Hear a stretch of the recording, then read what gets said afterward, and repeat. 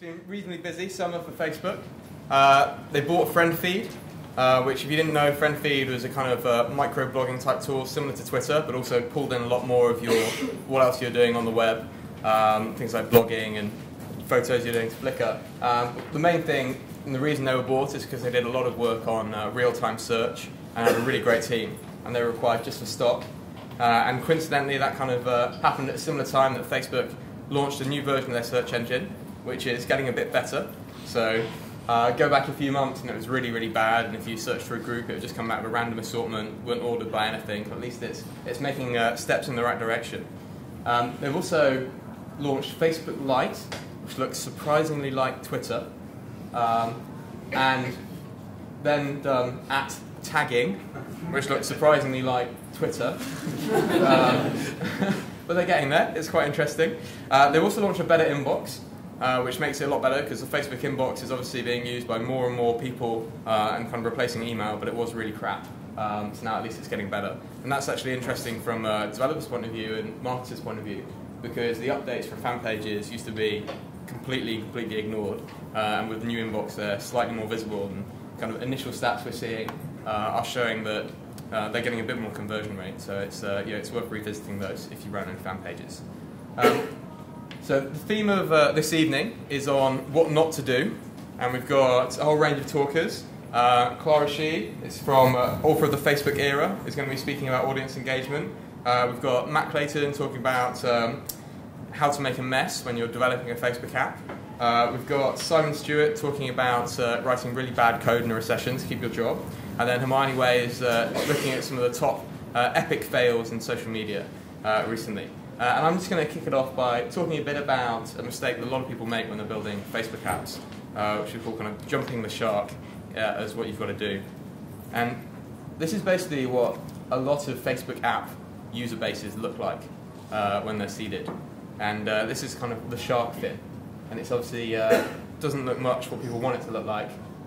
It should be something like that. So what's the reason for most apps kind of like starting and failing?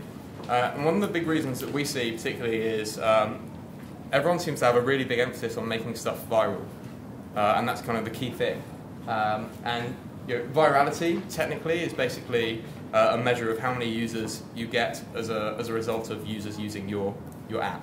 So if you have one user and it generates another user in each time period, then that's kind of 100% virality, and that's the kind of definition of something going really viral. But the problem is it's actually very difficult to get that.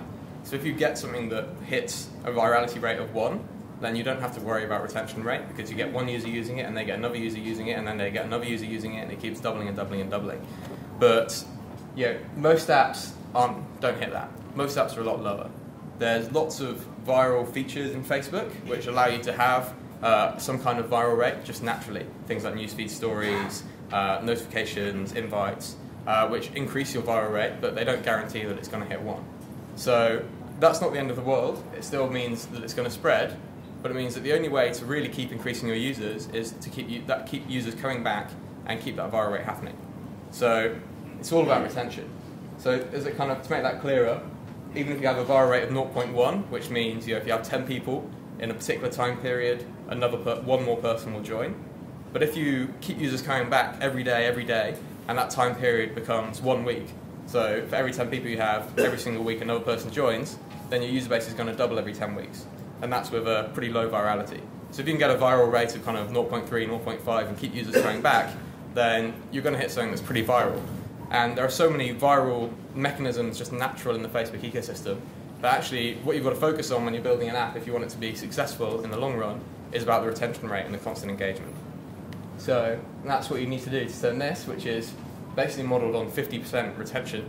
So if half your people are losing, half your people never come back after they first start using in each time period, you get a really bad shark fin. If you get almost 100% retention, you can at least get it to plateau. And then if you get a really good app with really good viral rates, you can hit the kind of hockey stick growth. So that's just a kind of short intro on something to think about when you're building Facebook apps. You've got to focus on retention and engaging users, and don't focus too much on just the viral things. I'd really recommend, if you're interested in this kind of thing, check out Andrew Chen's blog, which is andrewchenblog.com. And another good one is Lightspeed Venture Partners, which is a VC firm in the US, and they've got a really good blog on this kind of thing. So there's the addresses there. And all the slides tonight are going to be going up on the website, which is facebookgarage.co.uk, in the next couple of weeks, as well as videos, so you'll be able to get all this going forward. So next up, we've got Iskander from Nudge, who's going to be taking a quick look at some of the technical changes that have happened in the last couple of months. Not too many, luckily, so it'll be reasonably short. And then we're going over to Clarishi.